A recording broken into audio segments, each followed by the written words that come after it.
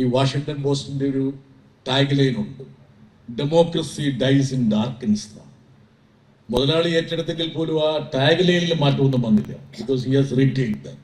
ഈ അടുത്ത കാലത്ത് വാഷിംഗ്ടൺ പോസ്റ്റിൽ നമ്മുടെ ശശി തരൂരിന്റെ മകൻ ഉൾപ്പെടെയുള്ള നിരവധി ആൾക്കാരെ അവർ ടെർമിനേറ്റ് ചെയ്തു. അങ്ങനെ വാഷിംഗ്ടൺ പോസ്റ്റ് ഇന്ന് മാധ്യമ സംവാദങ്ങളിൽ നിറഞ്ഞു നിൽക്കുകയാണ്. ഡെമോക്രസി ഡൈസ് ഇൻ ഡാർക്ക്നെസ് വളരെ അർത്ഥവത്തായിട്ടുള്ള ഒരു സംജയാണ്, ഒരു ടാഗ് ലൈൻ.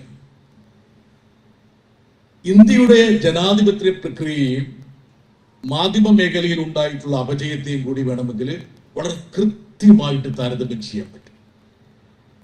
ഇപ്പോൾ ഇന്നൊക്കെ മാധ്യമങ്ങൾ ഏറ്റവും കൂടുതൽ വെണ്ടയ്ക്കാൻ നിരത്തിയിട്ടുള്ളത് അമേരിക്കയിലെ വ്യാപാര കരാറുമായി മുൻനിർത്തിയിട്ടുള്ള സുപ്രീം കോടതിയുടെ ഉത്തരവാണ്. പക്ഷേ സുപ്രീം കോടതി വിധിയെ ഞാൻ മാനിക്കുന്നില്ല എന്ന് ഡൊണാൾഡ് ട്രംപ് പറഞ്ഞു.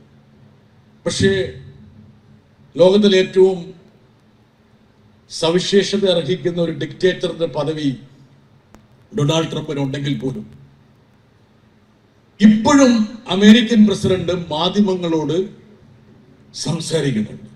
മാധ്യമങ്ങളോട് സംസാരിക്കുന്ന രീതിയൊക്കെ വേണമെങ്കിൽ നമുക്ക് വിമർശന വിധേയമാക്കാം. പക്ഷേ വിമർശനാത്മകമായിട്ടുള്ള ഒരുപാട് ചോദ്യങ്ങൾ ഇപ്പോഴും ഡൊണാൾഡ് ട്രംപ് എടുക്കുന്നുണ്ട്. ചോദ്യങ്ങൾ ചോദിക്കുന്ന മാധ്യമ പ്രവർത്തകരെ அதை അവഹേളിക്കുന്നതും കാണുന്നുണ്ട്.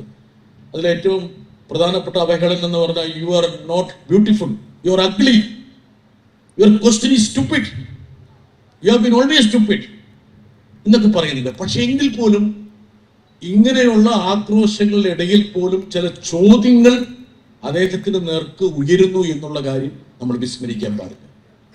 കഴിഞ്ഞ 11 വർഷമായിട്ട് ഒരു പത്രസമ്മേളനവും നടത്താത്ത ഒരു പ്രധാനമന്ത്രി ഭരിക്കുന്ന ഒരു രാജ്യത്തെ മദർ ഓഫ് ഡെമോക്രസി എന്ന് നമ്മുടെ മാധ്യമങ്ങൾ വിശേഷിപ്പിക്കുന്നു എന്നുള്ളതാണ് ഇതിലെ ഏറ്റവും പ്രധാനപ്പെട്ട വിധി വൈപരീത്യം.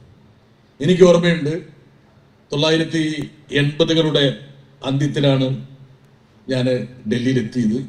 അന്ന് രാജീവ് ഗാന്ധി 4/3 ഭൂരിപക്ഷത്തിൽ വിരാജിക്കുന്ന ഒരു സമയമാണ്, 3/4 മജോറിറ്റി. ഇപ്പൊ ലോകസഭയുടെ ആ പച്ച വിധാനത്തില് അതിന്റെ ബഹുഭൂരിപക്ഷം സീറ്റുകളും കോൺഗ്രസ് മെമ്പർമാർ ഇരുന്നിരുന്ന അവസ്ഥ. പക്ഷെ അന്നും ഇന്ത്യയിലെ മാധ്യമങ്ങൾ വിരൽ ചൂണ്ടി രാജീവ് ഗാന്ധിയോട് ഒരുപാട് ചോദ്യങ്ങൾ ചോദിച്ചിരുന്നു. അതിന്റെ പരിണതഫലമായിട്ടാണ് ബൊഫേഴ്സ് കുംഭകോണം പാർലമെന്റിലും പുറത്തും തളച്ചു മറിഞ്ഞത്. നോക്കുക, ഇന്ന് ഇന്ത്യയിലെ മാധ്യമങ്ങൾ ഏതെങ്കിലും ഒരു വിഷയത്തെ മുൻനിർത്തി, എന്തിന് പ്രധാനമന്ത്രിയോടല്ല ഏതെങ്കിലും കേന്ദ്രമന്ത്രിയോട് ഒരു ചോദ്യം ചോദിക്കുന്നുണ്ടോ എന്ന്. ആകെ സുരേഷ് ഗോപി ഇവിടെ വരുമ്പോൾ നികേഷിന്റെ ചില ശിഷ്യന്മാർ ചില ചോദ്യങ്ങൾ ചോദിക്കുന്നത് ഒഴിച്ചു നിർത്തിയാൽ ഒരു പ്രധാനപ്പെട്ട ഒരു ക്യാബിനറ്റ് മിനിസ്റ്റർമാരോടും ഇന്ത്യയിലെ മാധ്യമ പ്രവർത്തകര് ഒരു ചോദ്യവും ചോദിക്കുന്നില്ല എന്നുള്ളതാണ് യാഥാർത്ഥ്യം.